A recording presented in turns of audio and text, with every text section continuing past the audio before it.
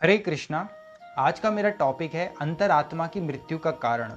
हमारे वेदों में लिखा है और भगवत गीता से भी हमें जानने को मिलता है कि जो आत्मा है वो अजर और अमर है। न जायते म्रियते वा कदाचिन नायम।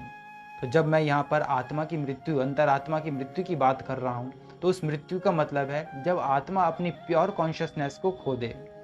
जिस प्रकार एक पागल व्यक्ति होता है या फिर एक कॉमाटोज व्यक्ति होता है, वो जीवित रहते हुए भी मित्र शरीर के समान है।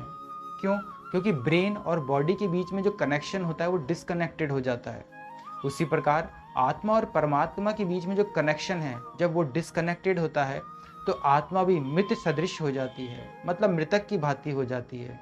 वो भूल जाती है कि वो कौन है, परमेश्वर कौन है और परमेश्वर के बीच में उसका क्या संबंध है। और इस प्रकार कृष्ण विमुख होकर वो इस संसार में इंद्रिय तृप्ति करने का प्रयास करती है। और जितना अधिक वो इंद्रिय तृप्ति करने का प्रयास करती है, उतनी ही स्मृति पर वो अंधकार की जो चादर है बढ़ती चली जाती है। और इस प्रकार जो अजर अमर आत्मा है वो पूर्णतः अपनी स्मृति को खो देती है। इसका एक मुख्य कारण यही है कि वो श्री कृष्ण की अवज्ञा करती है।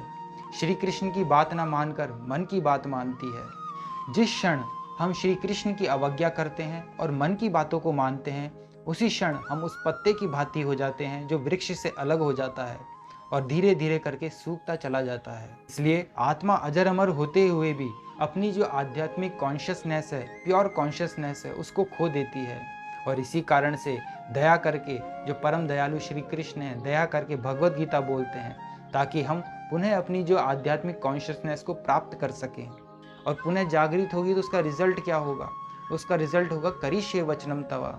जब भगवत गीता श्री अर्जुन ने पूरी सुन ली, तो पूरी सुनने के बाद अर्जुन श्री कृष्ण को बोलते हैं, नष्ट मोहम स्मृते लब्ध्वा। मेरा सारा मोह नष्ट हो गया है और मेरी स्मृति पूरे जागृत हो गई है। कौन सी स्मृति है? यही स्मृति है कि अहम ब्रह्मास्मि, मैं ब्रह्मास्मि हूँ, आप परमेश्वर हैं और हमारे बीच में और आपके बीच में जो संबंध है वो सदैव से रहा है। तो इसी स्मृति को पुनः जागृत करने के लिए भगवत गीता बोली जाती है।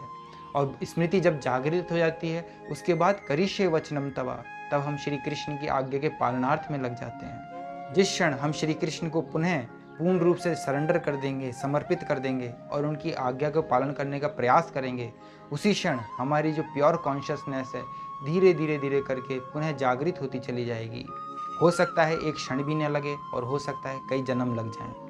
ये डिपेंड करता है कि वो जो अंधकार की चादर है हमारे ऊपर लिपटी हुई वो कितनी मोटी है, और डिपेंड करता है हम कितनी तीव्रता से श्री कृष्ण की तरफ अपने कदम बढ़ाते हैं। हरे कृष्ण।